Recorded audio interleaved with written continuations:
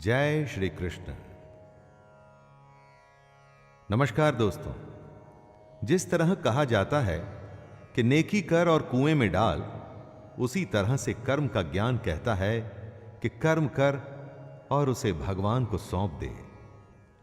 गीता के चौथे अध्याय में कृष्ण ज्ञान, कर्म और संन्यास योग के बारे में बताएंगे और मैं शैलेंद्र भारती इसको सीधे, आसान और समझ में आने वाली भाषा में आपको सुनाने जा रहा हूं। आइए सुनते हैं भगवत गीता का अध्याय 4, जिसे ज्ञान कर्म संन्यास योग के रूप में जाना जाता है। श्री भगवानुवाच इमं विवस्वते योगं प्रोक्तवानहमव्ययम् विवस्वान्मनवे प्राह मनुरिक्ष्वाकवे ब्रवीत। श्री भगवान बोले, मैंने इस कभी खत्म न होने वाले योग को सूर्य से कहा था। सूर्य ने यह जानकारी अपने पुत्र वैवस्वत मनु को दी और मनु ने अपने पुत्र राजा इक्ष्वाकु से कहा। श्री कृष्ण कौन थे दोस्तों? कृष्ण एक योगी थे। सृष्टि के आदि और अंत, बिगिनिंग और एंड, सब कुछ वो जानते थे। वो हर समय मौजूद थे और वो हमेशा ही मौजूद भी रहेंगे। योग अर्थात ज्ञान योग और कर्म योग, जिसका कभी नाश नहीं हो सकता। आखिर कहां से आया इस योग का ज्ञान? भगवान श्री कृष्ण उसी की जानकारी दे रहे हैं।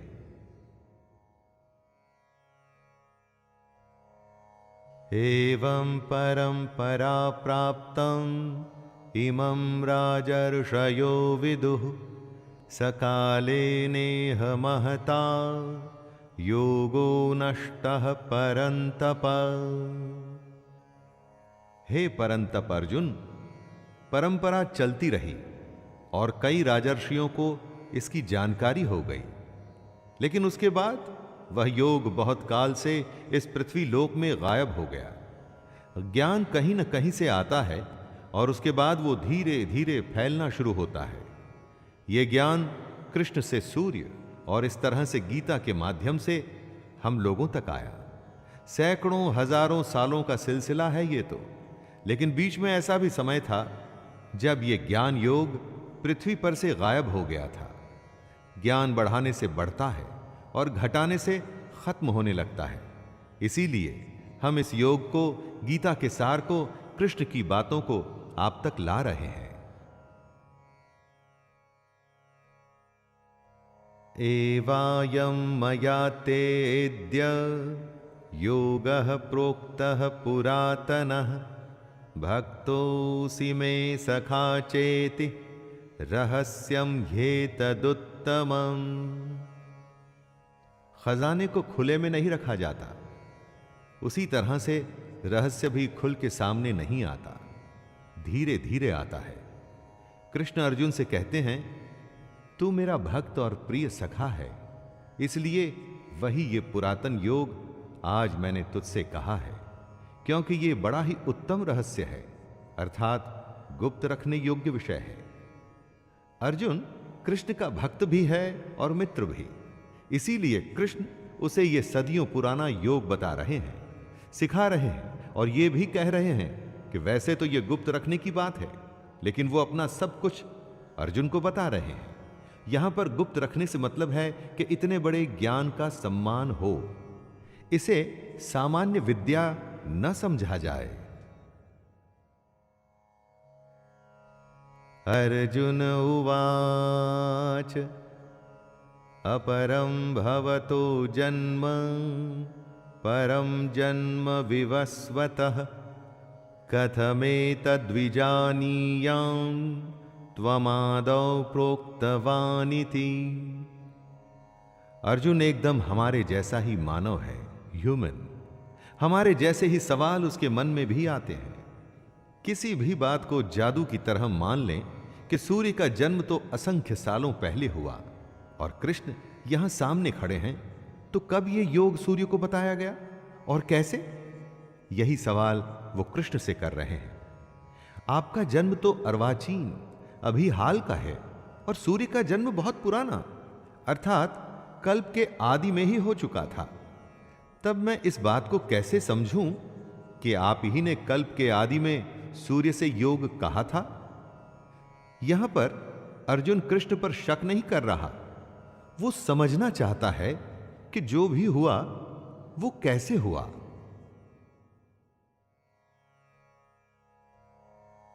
श्री भगवानुवाच बहूनि मे व्यतीतानि जन्मानि तव चार्जुन तान्यहं वेद सर्वाणि न त्वं वेत्थ परन्तप।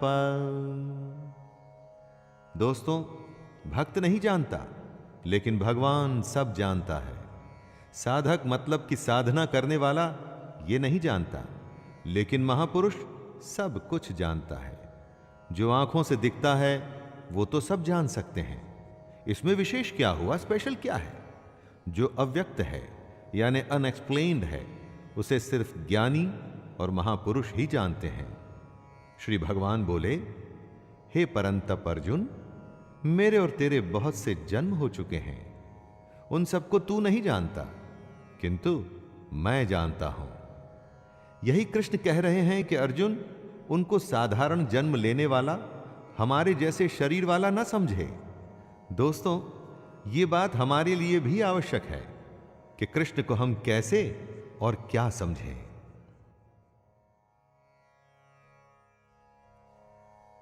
अजोऽपि सन्नव्ययात्मा भूतानामीश्वरोऽपि सन् प्रकृतिं स्वामधिष्ठाय संभवाम्यात्मयायया।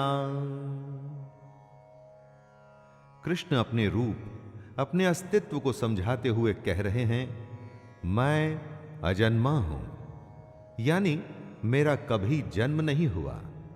मैं अविनाशी हूं, अर्थात मेरा कभी नाश नहीं हो सकता। मैं समस्त प्राणियों का ईश्वर होते हुए भी अपनी प्रकृति को अधीन करके अपनी योग माया से प्रकट होता हूं। जिसका जन्म होता है उसकी मृत्यु निश्चित है। तो जिसे अर्जुन देख रहा था वो क्या था, क्योंकि वो तो कभी जन्मे ही नहीं। तो कृष्ण की एग्जिस्टेंस क्या थी?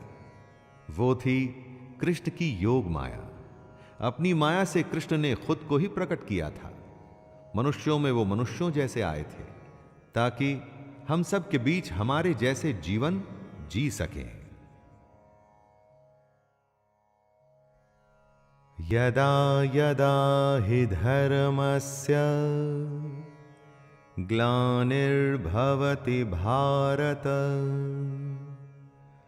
अभ्युत्थानमधर्मस्य तदात्मानं सृजाम्यहम्। हे भारत, जब जब धर्म की हानि होती है, अधर्म बढ़ जाता है, तब तब ही मैं अपने रूप को रचता हूं और इस दुनिया के सामने प्रकट होता हूं। हर काल में धर्म का नाश होता है, यानी कि अधर्म, करप्शन, पाप बढ़ने लगता है। तब किसी न किसी की जरूरत पड़ती है दोस्तों, जो आए और सब कुछ ठीक करे। जब जब धर्म खतरे में आता है तब तब कृष्ण अपना एक रूप रचते हैं और हमारे बीच में प्रस्तुत होते हैं, प्रकट होते हैं। और इसी प्रकट होने को ही अवतार कहते हैं।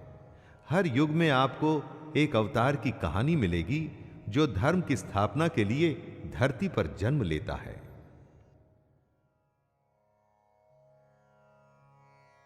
परित्राणाय साधूनां विनाशाय च दुष्कृतां धर्म संस्थापनार्थाय संभवामि युगे युगे। धर्म को फिर से स्थापित करने के लिए हर युग में कृष्ण अवतार लेते हैं। लेकिन क्या है यह धर्म की स्थापना? कृष्ण कहते हैं, साधु पुरुषों का उद्धार करने के लिए पाप कर्म करने वालों का विनाश करने के लिए और धर्म की अच्छी तरह से स्थापना करने के लिए मैं युग युग में प्रकट हुआ करता हूं। साधु का उद्धार यानी भला और पापियों को खत्म करना ही धर्म की रक्षा करना है। आपको लगता होगा दोस्तों कि आज की इस दुनिया में बिना बेईमानी के जीना संभव ही नहीं, क्योंकि हर कोई तो पाप करने पर उतारू है। सच्चाई की राह छोड़ के गलत काम करना ही अधर्म है और कृष्ण अधर्म को खत्म करते हैं।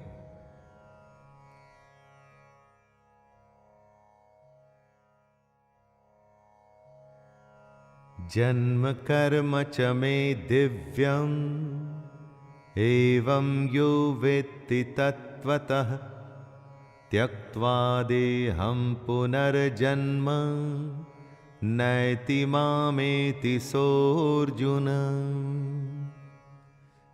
कृष्ण कहते हैं कि उनका जन्म अलौकिक है, यानी इस लोक का नहीं।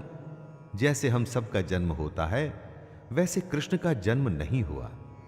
जो ये बात समझ लेता है वो शरीर को त्याग कर फिर जन्म को प्राप्त नहीं होता, बल्कि वो सीधे कृष्ण को ही प्राप्त होता है। मनुष्य के जन्म का एक तरीका है, हम वो ही समझ सकते हैं, लेकिन कृष्ण उनका जन्म दिव्य और अलौकिक होता है, डिवाइन और इस दुनिया से अलग। इसीलिए उनके अस्तित्व को आसानी से नहीं समझा जा सकता। लेकिन जो भी कोई इस बात को समझ जाता है वो भी जन्म और मृत्यु के चक्कर से निकल सीधा कृष्ण को ही प्राप्त होता है। ज्ञान की बात है तो आसानी से कैसे समझ में आएगी दोस्तों, और अगर समझ आ गई तो फिर किसी ज्ञान की जरूरत ही नहीं रहेगी। वीतराग भय क्रोधा मन्मया मामुपाश्रिताः बहवो ज्ञान तपसा पूता मद्भावमागताः। जिनमें मोह, गुस्सा और डर खत्म हो चुका है, जो कृष्ण से प्रेम करते हैं, जो कृष्ण के भक्त हैं, उनके कहे ज्ञान पर सच्चे मन से चलते हैं, वो कृष्ण को ही प्राप्त हो जाते हैं। जिन्होंने अपने अंदर के मोह, गुस्से या डर जैसे भावों को खत्म कर दिया है, यानी कि अपनी इंद्रियों को वश में कर लिए हैं और खुद को जो कृष्ण को सौंप चुके हैं, उन्हें भगवान की प्राप्ति हो चुकी है, उन्हें मोक्ष मिल चुका है। इस दुनिया में रह के उस दुनिया की बात आप समझेंगे कैसे दोस्तों? अगर उसकी माया समझनी है तो पहले अपनी फीलिंग्स और अपनी इंद्रियों को कंट्रोल करिए।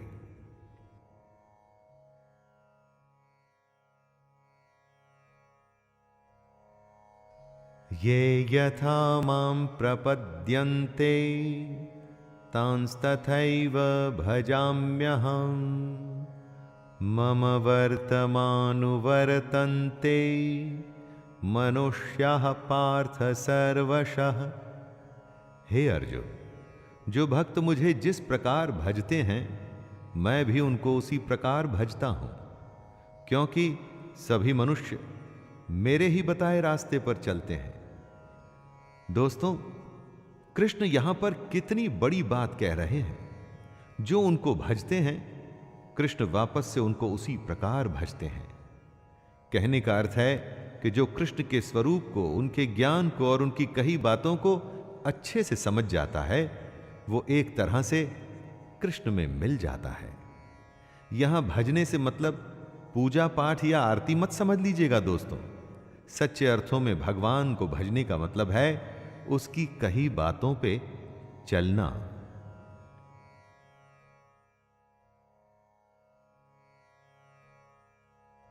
कांक्षन्तः कर्मणां सिद्धिं यजन्त इह देवताः क्षिप्रं हि मानुषे लोके सिद्धिर्भवति कर्मजा। कृष्ण कहते हैं, इस दुनिया में जिनको अपने कर्मों का फल चाहिए होता है वो देवताओं का पूजन किया करते हैं, क्योंकि उन्हें कर्मों से पैदा होने वाली सिद्धि जल्दी मिल जाती है। जो लोग कृष्ण के कहे अनुसार कर्म करते हैं और साथ में देवताओं की पूजा करते हैं, उन्हें उनके कर्मों के फल जल्दी मिल जाते हैं। सच्चे मन से सिर्फ कर्म करना, कर्म करते हुए फल की ही नहीं, देवता और ईश्वर को भी याद रखना, ऐसे करने पर फल जल्दी मिलता है।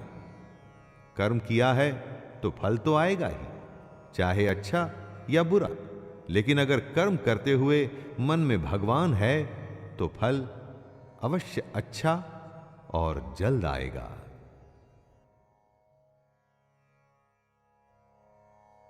चातुर्वर्ण्यं मया सृष्टं गुणकर्म विभागशः तस्य कर्तारमपि मां विद्य कर्तारमव्ययम्।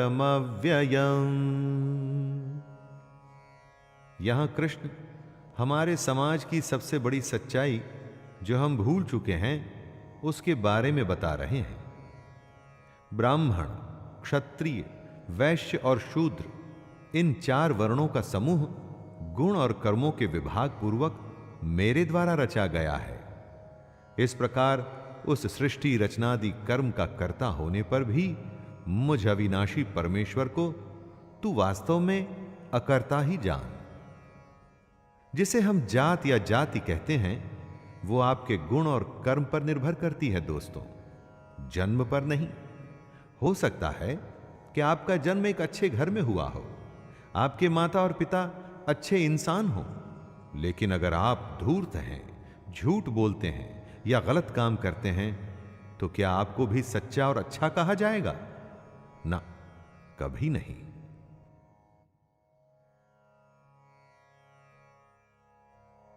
न मां कर्माणि लिम्पन्ते न मे कर्म फले स्पृहा इति मां योऽभिजानाति कर्मभिर्न सबध्यते।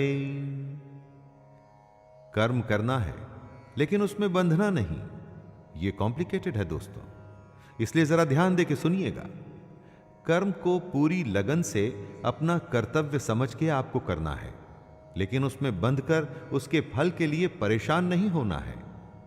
आपने परीक्षा दी या किसी चुनौती का सामना किया, अब उसके रिजल्ट का आपको इंतजार है और आप सोच रहे हैं कि न जाने क्या होगा, हे भगवान अच्छा कर देना। यह गलत है। सच्चे मन से कर्म करिए और आगे बढ़ते रहिए। भगवान से यह मत कहिए कि वो सब अच्छा करें, आप अपना कर्म अच्छा करिए, उसके बाद उस पर छोड़ दीजिए। भगवान को अच्छा फल देने के लिए कभी मत कहिए, उससे कुछ नहीं होगा।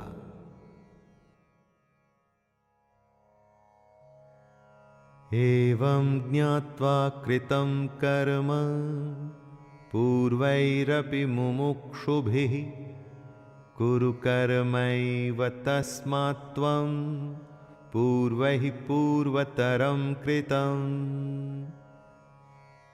कृष्ण आगे अर्जुन को बताते हैं कि बीते समय में जिन लोगों को मोक्ष प्राप्त हुआ था उन्होंने इसी तरीके का इस्तेमाल किया था, और इस समय में अगर अर्जुन तुझे भी मोक्ष की इच्छा है तो तुझे भी इसी तरीके से चलना पड़ेगा। कृष्ण पूर्वजों के तरीके को समझाते हुए अर्जुन से कह रहे हैं दोस्तों कि उससे पहले भी कितने ही लोग निष्काम कर्म को समझ ईश्वर को प्राप्त हुए थे। उसी तरह से अर्जुन को भी इस बने बनाए तरीके पे चल ईश्वर को पाना चाहिए। दुनिया कितनी भी बदल जाए, दुनिया के नियम नहीं बदलते। जैसे जन्म और मृत्यु अटल है, उसी तरह से मेहनत करने पर अच्छा फल मिलेगा, ये भी अटल है। किम कर्म किम कर्मेति कवयोप्यत्र मोहिताः तत्ते कर्म प्रवक्ष्यामि यज्ञ ज्ञात्वा मोक्षसे शुभात्। कंफ्यूजन की स्थिति को दूर करते हुए भगवान श्री कृष्ण कहते हैं, कर्म क्या है और अकर्म क्या है। इस प्रकार इसका निर्णय करने में बुद्धिमान पुरुष भी मोहित हो जाते हैं। इसलिए वह कर्म तत्व मैं तुझे भली भांति समझाकर कहूंगा, जिसे जानकर तू अशुभ से अर्थात कर्म बंधन से मुक्त हो जाएगा। आखिर कर्म होता क्या है? कुछ भी करने को क्या कर्म कहते हैं? हर समय हम इस शब्द का इस्तेमाल करते हैं, परंतु कृष्ण कर्म और अकर्म का भेद खोलेंगे और समझाएंगे कि कैसे इसको समझकर आप कर्म योग में लग सकते हैं और अपने जीवन में आगे बढ़ सकते हैं। कर्मणो ह्यपि बोद्धव्यम बोद्धव्यम च विकर्मणः अकर्मणश्च बोद्धव्यम गहना कर्मणो गतिः। कर्म क्या है ये समझना चाहिए और अकर्म क्या है ये भी समझना चाहिए, और साथ में विकर्म का स्वरूप भी जानना चाहिए, क्योंकि कर्म बहुत ही कॉम्प्लिकेटेड चीज है। 3 शब्दों में कहा है कृष्ण ने, कर्म, अकर्म और विकर्म, यानी कुछ करना, कुछ न करना और कुछ विशेष करना। ये बातें सुनकर दोस्तों आपको फिलॉसफी लगेगी, सत्संग के ज्ञान की तरह लगेगा, लेकिन अगर आप इन बातों को समझ जाएं तो यकीन मानिए हमारी प्रैक्टिकल दुनिया में आपका जीना एकदम आसान हो जाएगा। और यही वजह है कि कृष्ण कर्म, अकर्म और विकर्म को समझाना चाहते हैं। कर्मण्य कर्म यः पश्येद कर्मणि च कर्म यः स बुद्धिमान् मनुष्येषु सयुक्तः कृत्स्न कर्म कृत्। जो मनुष्य कर्म में अकर्म देखता है और जो अकर्म में कर्म देखता है, वो और लोगों से ज्यादा इंटेलिजेंट है, और ऐसा योगी समस्त कर्मों को करने वाला है। कर्म में अकर्म देखने का मतलब क्या हुआ? यानी जो मनुष्य कर्म करता है लेकिन उस पर घमंड नहीं करता कि करने वाला वो खुद है, वो कर्म में अकर्म को देख रहा है, कर्म को कर्तव्य मान के कर रहा है, लेकिन दुनिया जहान में या खुद अपने आप से उसका डंका नहीं पीटना चाहिए दोस्तों। उसे यह नहीं करना चाहिए कि मैंने ये कर दिया या वो कर दिया।